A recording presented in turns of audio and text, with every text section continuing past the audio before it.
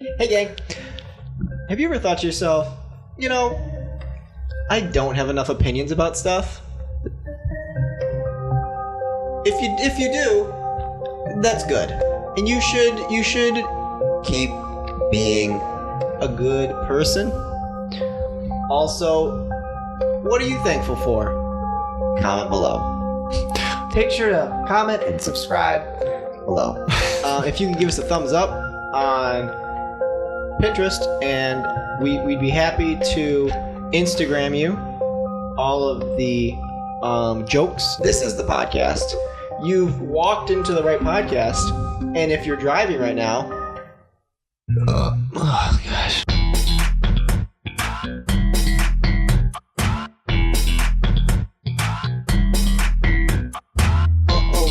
Here we go. Here we go. Here we go. Here we go.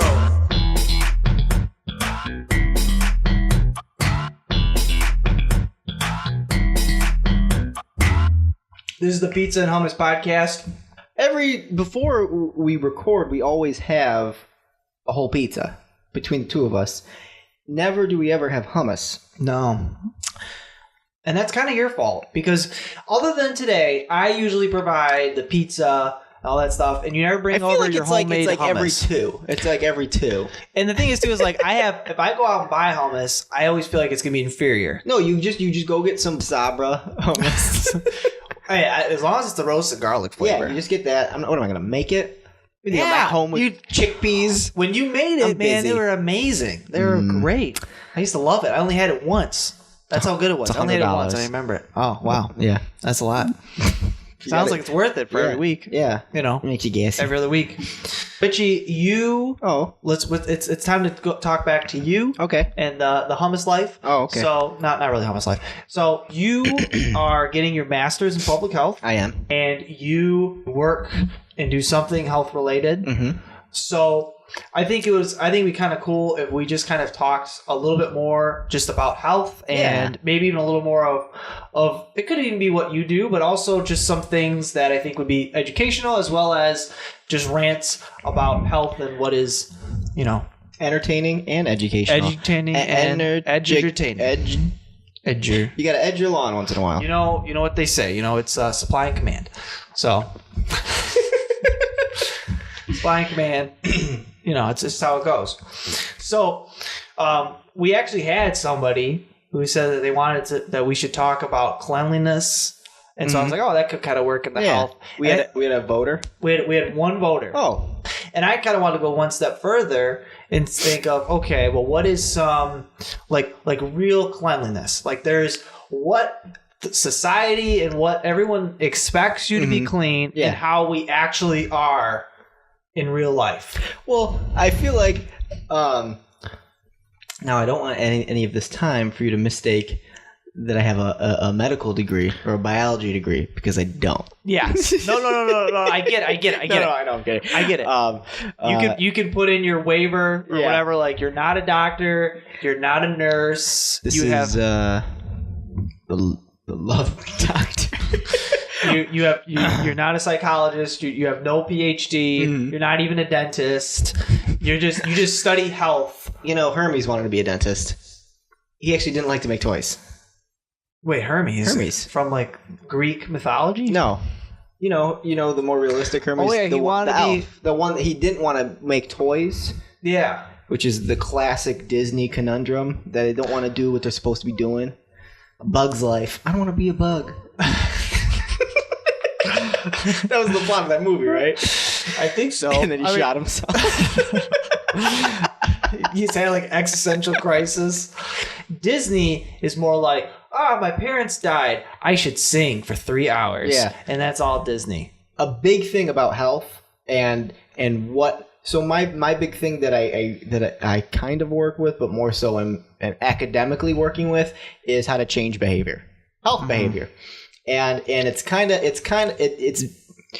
really interesting, and it gets more interesting the more I learn about it. But at the same time, you can kind of see a pessimistic view from it. Yeah. If you wanted to take it pessimistically, you could. I don't. But it's basically this: if you tell someone to do something, they're not going to do it. It's not going to happen. So health behavior either change through policy, which means you make them do it, through law, or it changes through where you literally, like the movie Inception, incept their brain into thinking to do it. What about somewhat similar to like Inception, but kind of incentivize? Like, I think one of the big things is, and I guess this is a little bit of policy. I could be wrong here, but I feel like our generation does, compared to the previous generations, don't really smoke anymore. Yeah. Now, you could say, well, there's hookah, there's vape, there's all this crappy stuff, right? But I feel like the smoking's down, and I'm not sure if it's so much. I think there is the policy, like no smoking in public areas, so that people go, okay, well, if I can't smoke in public areas, where can I go? But even teenagers don't smoke in public areas, and yet there's still less teenagers doing it. I doubt it's DARE programs. They've done research that shows the worst program ever. Yeah, that DARE programs actually did the opposite. Nothing. Yeah, did the opposite. More people tried it. Yeah. It's like the apple that you can't have. Yeah. But I wonder if maybe there is some sort of incentive, like if you like their whole thing is like being above the influence, like there's some sort of incentive that makes you want to be healthier. Like there's something like, well, if I do this, then I won't, I don't know, if it's something like I won't die, or like it might be something like that. Like, oh, we found out that if you eat red meat, you get colon cancer. Yeah. So then people go, well, I don't want colon cancer. Yeah. So they start limiting their red meat. And then there's the people like, well, I'm just going to do it anyway. Yeah. That's very few people. Because it makes so much sense. There's very few people that do that. Yeah. Where they hear something, factual, data, smoking's bad. Is it? Awesome. I guess I'll stop because it makes sense, because I don't want to have bad lungs and bad colons. So I stop that. Very few people do that. I feel like smoking has had so much time, too much time to where we are. There's a lot of back and forth as to whether like the ad campaigns work or not.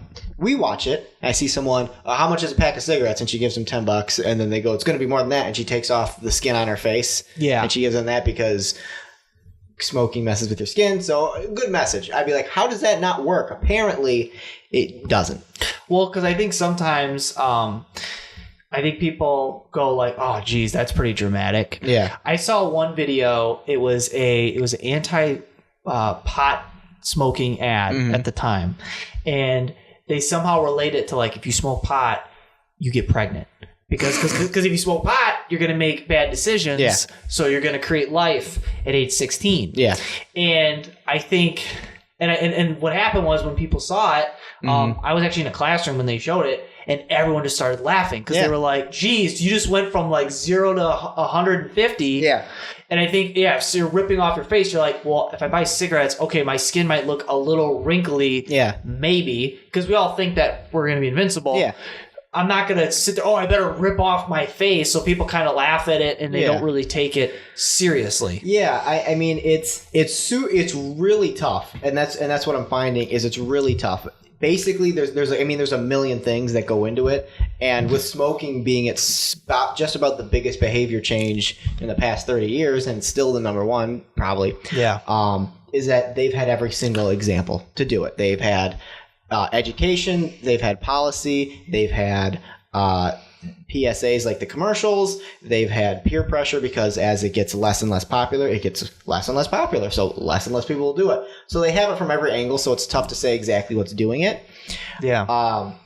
But I just find big scale, small scale, people do things, including myself, out of spite. Yes. So we're like, if you tell somebody, Vince, being a vegan is awesome. Being a vegan is awesome? Is that what you're telling me? That's what I'm telling you. Being a vegan is awesome. You know what I'm hearing? What? Meat's awesome. Not only that, I want to eat more meat than I used to eat because meat is actually healthier because of me. And because you told me to be a vegan and because you said vegan's healthier, now I'm going to go on a limb, make up a statement and saying an all-meat diet is healthier than an all-vegetable diet. People literally can't handle someone telling them to change their ways to where they literally go further in the opposite direction than they were before. You know what I mean? No, I do the same thing all the time. No, I agree with you so much. I can't even get you to watch Trailer Park Boys on Netflix, let alone change your diet and your lifestyle. Right. You know, which if you do want to watch a good show.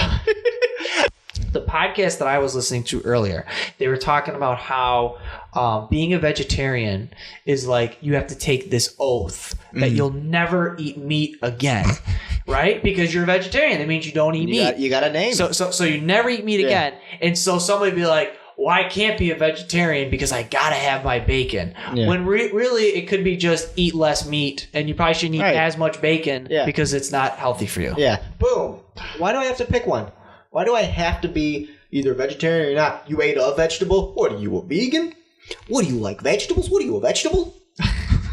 It's what? Oh, you're a vegetarian and you ate meat. Oh, look, you admitted you're wrong. You ate a meats. Yes. You ate 4 meats. How about you're just a vegetarian and you have meat once a week? That's super healthy. They did studies where if someone just do meatless Mondays, they immediately got a whole bunch healthier. I mean, I remember one time someone brought a pizza from college, and it just had cheese and like peppers on it, and like that's it. And it was a really good tasting pizza. Like it wasn't too greasy. It was good. Yeah. But if I ever order that for my family, they're like, what happened? Are you a vegetarian now? Is that trying to tell us? God forbid you don't have a heaping pile of ground beef in every meal. Exactly. You know what I mean? Like there's, and I try to be a little more conscious in some of the stuff I eat. And, a big part of it is because like, well, I don't want to feel like crap anymore. You can have, a tasty dessert or something like that, but as long as you keep your overall diet something that is sustainable, you're going to feel fulfilled. And I think people are afraid of like it's either all or nothing, like you said, option 1 or option 2. It doesn't work. And then they just look for like the nearest Ron Swanson meme and say, see, meat. He even though this is a comedy character, he's not a real person. Like, see, all he eats is meat and smokes cigars. Yeah. And he's alive. So that's what I should keep doing. Yeah. In one of my other classes, we were talking about what gets someone to change. And of course, that's the big thing. First thing is doing it because someone else said. Never works ever. If it does work, it's going to end soon. If someone says you should lose weight, you might start. But if you don't want to, you're not going to. Yep. Which is how it should be. The second way is another reason, and then the next way down. It gets deeper and deeper, and then the next way down is because you want to right now, and then it gets to the very bottom. The biggest determinant of changing is at the deepest, at your meaning's purpose. Literally as deep as you can go. Your meaning has to have some part of this where this benefits it. Yeah. Maybe it's a real popular one. I want to stay healthy so I can play with my kids. That's meaning. That's purpose. It doesn't really have to do with the diet that much. You just have a healthier diet for this other thing that means way much more to you. You know what I mean? Yeah. And so you telling someone to do something, you almost have to help themselves, make them talk most of the conversation. Again, incept them. It's literally the movie Inception. Mm-hmm. Help them figure out what that meaning is, and then them say, yeah, I do want to do this for that or whatever it is. I don't know. You probably have it, or maybe you don't. I do. Herpes. I think my fiance has it too. Is I have such bad sick paranoia. Yeah. And it's not just the paranoia of like I have a headache. Oh, that must mean I'm dying. Yeah. It's more of my paranoia is as follows. It's pretty much like I don't feel good. Something on my body isn't right. Yeah. But I can't go to the doctor because then the doctor's going to say I'm sick. Oh yeah. Well, I have that in a way. It might be twisted a little bit to where I write most things off wrong with me, and this is just how my parents were. It'll be fine. Yeah. Is where my dad had 3 hernias one summer. What does that even mean? 3 hernias. He broke his toe one summer. Didn't go to the hospital. Not like in a tough way, rub dirt in it. He just didn't go. Yeah. And those are different examples. Like if I feel something, if my heart hurts, I'm not going to the hospital. I think very subconsciously for me, it's because I don't want anything to be wrong. But my honest opinion is I feel if I go to the hospital, I say my heart hurts, they're gonna make something up. Yes. They're going to make something up, or they're going to give me something, and I don't want it. I want to go as long as I can without taking any drugs ever from a hospital. And there's the type of thing too where it's like, okay, sometimes I'll get to a point where I'm like, hey, if I do have something really bad, then I better go and just get it checked out. And if it is something that I can get solved, that's like when I've gone past my point. But for the most part, I'm like, well, what if I go there and they go, yep, you have this. Yeah. And then next thing you know, I'm in a hospital and they're putting like 50 different things to me. We're like, yeah, we don't know why it's still messed up. Yeah. But really it's because they put medicine X in, which created this symptom. The Powerpuff Girls. And it created this and sugar and spice and everything nice. I mean, you see those commercials. They're like, are you tired? Take this pill. I am Side tired. effects include diarrhea, death of a family member, death of all life and human things. Murder, suicide charges. You know what I always think about is, we wash our clothes, every part of that, wash our hands, all of our stuff. We never wash, at least I don't. I've never heard of people who did. Never wash belts. Isn't that I think about that all the time. And belts got to be the grossest part. You always, if you're peeing inside, if you pee on it, if you flap crap, hits the thing, that's the grossest and then thing. You crap and you wipe your hand. You're wiping your ass, all that shit, and then that's the only thing you touch before you wash your hands is your belt. Yeah, you touch your belt, and then think about it. Think about like just during a normal day, you got to adjust your belt, whatever. Yeah. Belts are probably the dirtiest, disgusting things next to phones, and yet. We're constantly like we just don't wash those. Like, no, that's okay. I had a problem with my knee once, right? Okay. I had a problem with my knee. It was very bad. It kept getting pains. It kept coming out. And then I checked the internet. It didn't say I had cancer, but it was like, you have gout. And I was like, gout? And like, yeah, you got gout for like your toe. The disease of kings or rich man's disease. Yeah, rich man's disease. And I go, do you know how much I weigh? Do you know that it's not even my toe? What are you talking about? And I filled in everything. I did it twice. Yeah. And they're like, yeah, you got gout. I'm pretty sure. You got gout. So my thing is that the internet is just this old Renaissance witch doctor. It's like, you got the gout. Demons. Cancer. Whatever. I'm a big fan of that joke. So I don't know about you, but I have very good vision. Yeah. And this is based off of a 6th grade in school sports exam that they said, okay, look across the sign. What does it say? I nailed it. And they were like, okay, good. You got 20/20 vision. Mm-hmm. And from then on, I've always had 20/20 vision, never wore glasses, and I never go to the eye doctor. Yeah. And my fiance is pretty much blonde. Well, she's blind, but she's blind. Yeah. And she's like, how do you not go to the eye doctor like every week? Oh, yeah. I need it to change my glasses up. And I'm like, I never go. I've been once. And it was like, yeah, you don't need that. I got glasses. I'm like, I'm good for life. Yeah. And I want to bring her there just so that way they can be like, yeah, you got perfect vision. Never come back here again. Why are you spending money on insurance for this? This is stupid. Because I'm just like, but it's weird though, because you think, like, okay, you go to a doctor to get stuff checked out. Well, think about that. Yeah. I don't. No. You only go to the dentist when you have to for a cleaning. You try to avoid going to the doctor, as we talked about. Yeah. What do you think I would make me go to the eye doctor for? Unless I'm blind, I'm not going to the eye doctor. I feel like, and even I'm about to claim that I know the scope of eye doctor practice, but like I feel like even if like I was going to make the joke of the only reason I'd go to the eye doctor is if my eyes fall out, but I'm pretty sure that would be like a specialist. Yeah. Like an eye, you got to put your eyes back in. At least an epidermist. But I think, and here's something that's always funny, because always the people that are like, yeah, I go to the eye doctor, those are the people that wear glasses, that have bad eyesight. Yeah. And I go, well, must not be helping you very much, because you have crappy eyesight. That's like someone with braces being like, you got to go to the orthodontist. No, you do. Yeah. You got metal in your face. Yeah, you freak. you jerk. Another flaw in argument is, I think it's called like the authority figure flaw. So whatever, authority figure. If it's someone above me, older than me, wiser than me, higher degree than me, whatever, they're right. If they have an opinion and they're older, they're right. They're an authority figure, so they're right. No, that doesn't mean anything. It means literally nothing. Doctor, my mother's medical doctor gave my mom weight loss advice, and I go, Mom, what classes about weight loss or diet or nutrition do you think your doctor took?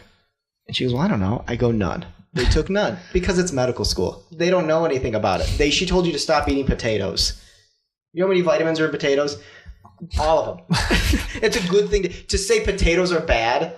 Yeah. Okay, if you want to say a high starch diet or a high carbohydrate diet is bad, to tell my mom to stop eating potatoes, you know that thing that grows in the ground and gets all the nutrients and all the vitamins. Yeah, man, don't eat it. It's bad. Pisses me off. Anyway, and some candy. And then that's the same thing with the gym. Is everything goes back to the gym. It's always back to the gym with Richie. So people will be in the gym and I'll watch people, and I go to the gym very often, so I know who knows each other and I know who doesn't. So I'll see two people who don't know each other talking. One of them is clearly bigger, so it's a much smaller person asking a much bigger person for advice. And it's like, this is the dumbest thing I've ever seen. Why is that guy giving you advice? He doesn't know what he's even talking about. Like, he's just big. It doesn't mean he knows what he's talking about. It means he fell into the gym. He's like, hey, this is working out pretty easy to me because I got good genetics. I got this, I got that. I also can put in a lot of effort. And so this happened. There's like people will go up to someone with big arms and they'll say, hey man, how'd you get big arms? He doesn't know. He's always had big arms. Richie, how'd you get big arms? I don't work out my arms. I don't at all. Yeah, I don't work out my arms at all. What do you do? I don't do anything. Hilarious. So it's this thing of like, how about you just do your own research? Yeah. How about that? And then you make your own opinion. I don't know how we got to this. I can't remember. I feel like at the same time, you're just going to Google and you're going to find whoever has the biggest arms. That's true. I am going to watch that video. You're gonna see like how does he do it? Yeah. Yeah. No, I think it is. I think it's a big thing because I tried weightlifting a long time ago and I didn't feel like I was getting any results at all. Mm-hmm. And I just got to the point where I was like, it's just not going to work, and it's not the best mentality. No. But I think it is true though. It's like, oh, you have a low metabolism, so you just started eating vegetables and lifting weights. Wow, you're huge. Yeah. Me, high metabolism. I can eat 10 cakes made out of steak, and all of a sudden I still weigh the exact same. Steak cakes. I can eat I'll be the exact same size. Yeah. I haven't gained. I've gained and lost some weight throughout, but really, like, my body, everything, it has been the exact same since middle school. Like, and does that mean that, okay, now I don't work out because I'm not seeing results right away, or I don't blah, blah, blah? Of course not, obviously, but it's just to exaggerate the point of just because someone's big doesn't mean they're smarter than you. Or as far they know the opposite, but they know how to lift weights. Doesn't mean they know how to lift weights better. I see plenty of big guys lifting in ways where I'm like, whoa, your shoulders are broken. You know, like it's ridiculous. Maybe. Just maybe. Yeah. The glasses are making our sight worse because our eyes now are used to, I got to use these opticals to see now instead of strengthening our eye muscles. Oh, you don't want them strained. No, let's strain the shit out of them. It's like a muscle. Let's strain the shit out of them. Yeah. And then all of a sudden your vision is all better. Yeah. Because then the people are always wearing glasses. For some reason, their eyesight keeps getting worse. Yeah. And it's like, because your eyes are lazy now. They don't have to force anything. That whether that's true or not, that makes a whole mess of sense. I'm not, like I said, I'm not scientifically accurate at all.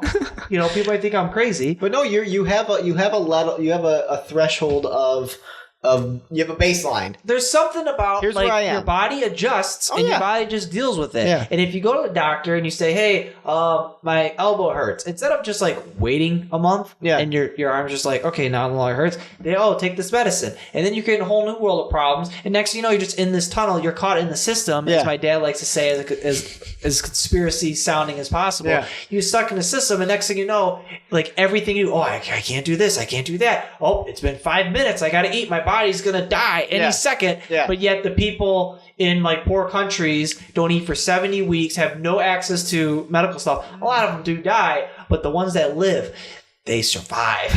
They thrive. They fight lions and stuff and only eat like a little grain of salt. Yeah. That's a big thing about a lot of the research on, they don't 100% know, but they're narrowing it down and seeing what things lessen or increase your risk of having asthma, because asthma is pretty new. Yeah. One of them being antibiotics. You're giving your children antibiotics a lot is really a link to them having asthma. Another thing is protective against having asthma is being born in a house of pets.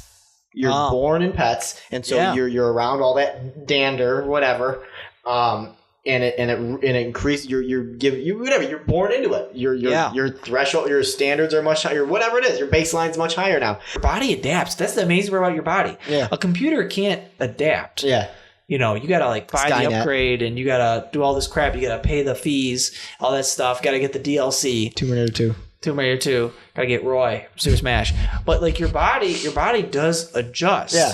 And there's sometimes where your body adjusts for negative things like addiction. Yeah. It adjusts for It changes its homeostasis based on what you keep giving it. Yeah. Another thing with authoritarian, if it's authority, then it's right, is documentaries.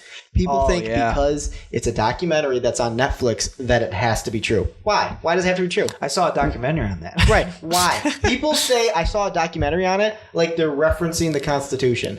They say, oh, I was just replacing and washing my monocle, and then I dipped my silver spoon in a little caviar, and I think it was called, a documentary called Super Size Me? Why would it have to be true? Bowling for Columbine. It's literally a movie where they don't have to do it. Do you think there's you think it's the knowledge police going to them and be like, hey, that movie you made didn't have all true information? No, it's a movie. Yes. And they gave it a name, and they had people sitting in chairs talking with one lamp behind them. It's a documentary. Yes. That is something that I think is huge for people to understand. Yeah. And this is coming from a guy who is in the video production business, who is in advertising. Yeah. The greatest form of advertisement is documentaries. Yeah. Because they're lies. They're just as bad as fiction. Yeah. There's no reason why they have to be true. Because one, they have to be edited. They have to be edited. Otherwise, you're going to sit there and watch 100+ hours of nothing. Yeah. So that's got to be edited. Yeah. And you're only going to work on and direct and turn a camera on. And the camera, as we all know, very specific. It chooses what it wants to see. Mm-hmm. And we edit what we want to hear. Everything is fixed to one point. And if you made a video that's super, super neutral, everyone is going to be so confused. Yeah. There is some... I'm trying to think of I'm having a hard time thinking of a documentary where you watched it and you were like, I don't know. Like, I don't know how to feel. You know, like there's probably some that try to do that, but really for the most part, it's all, yep, this is bad. Yeah. Like this is bad or this is bad good. or this is really good. Yeah. That's like finding somebody that you like and filming them at some sort of super positive thing, and then finding somebody else not there at a strip club going, yeah, you suck. And it's like, look how bad he is, and look how good he is. That's another thing. I'm sure that was in that book as far as argument flaws. Is you're literally comparing apples to oranges. Yeah. So it's just dumb. It's just dumb because people really believe that documentaries. Now sometimes you watch a documentary and you're like, well, I didn't know about that. That's great. But then the second you Google that documentary, you'll find tons of information on why that documentary is everything that's false and wrong about it. Have you ever not? Well, yeah, that's true. It would depend who's making it. But yeah, every time you search something, you're like, finally, I got something I like. Here we go. Google it. Why whatever you like is wrong. Nah, rats. One day I'm going to Google something and nothing negative is going to come up. You're going to say, I got nothing. Which is, if you cannot go anywhere, Google anything without getting a negative comment, negative post, an blog, forum, website about it, isn't that just a testament that you do your own research? Isn't that just another testament to you figure it out yourself? You pick as best sources as you can find, as you can comprehend and read, and you read from both angles and you say, here's my opinion. A. Well, now I changed it. B. No big deal. I can change my mind. I'm a human. No, you got to pick one with no evidence, then you got to stick with it. I would bet any money that if a documentary gets sued for incorrect information, they would respond, this is for entertainment. Yeah, they would say to get out of it, right? And I'm sure that's happened. And that's probably happened to me. That this is entertainment. This is expression. This is subject. This is freedom of speech. Yeah, you know, whatever it is, other than no, that's the truth. Yeah, you just got to. You can't handle the truth. That's too bad for you. Look at Dr. Oz. Another thing is, so when I was talking about real cleanliness, I was referring to just things that we're supposed to do. that we don't actually do. So one of them being is like, you should floss. Yeah. I don't think I've ever flossed, ever. I always look at my floss and I'm like, I get into habits where I do it like a month at a time. I'm killing it. I go the second this month is over, because I know I'm going to be done after this month. I go, the second this month is over, I'm going to my dentist. I'm just walking in with middle fingers up, just being like, clean my teeth. Ask me if I flossed. Today I'm going to say I flossed. Because hilariously, you still bleed in your gums. Right. Hilariously, I still tell the truth. Do you floss? And I actually go, no. Yeah. And then I was going, well, you should, because it'll create a bunch of plaque. You got it, Buzz. And it'll die. Do you see how telling someone to do something never works? Dentists. Yes. That's true. Yeah, it's never worked. That's true. Ever. But the only thing is, like, people go, okay, well, if I brush my teeth, then my breath won't smell. Mm-hmm. And that's like the incentive. It's right. like, if I go out and talk to somebody, people will like me. People will like me because I don't have smelly breath. Which was, if you watch Animals Everything, was a form of advertising. Because for the longest time, you're thinking, man, how did George Washington get with his wife? He had such smelly breath. Yeah. It's because people didn't think their breath stunk. No. People thought they smelled fine. Yeah. It was until they created advertisements to clean your teeth. They were like, otherwise your breath's going to stink and no one will like you. Really? And yeah, it's well, I don't know if it's You always don't true. know. I don't know. We don't know. We're learning It stuff. was on a TV.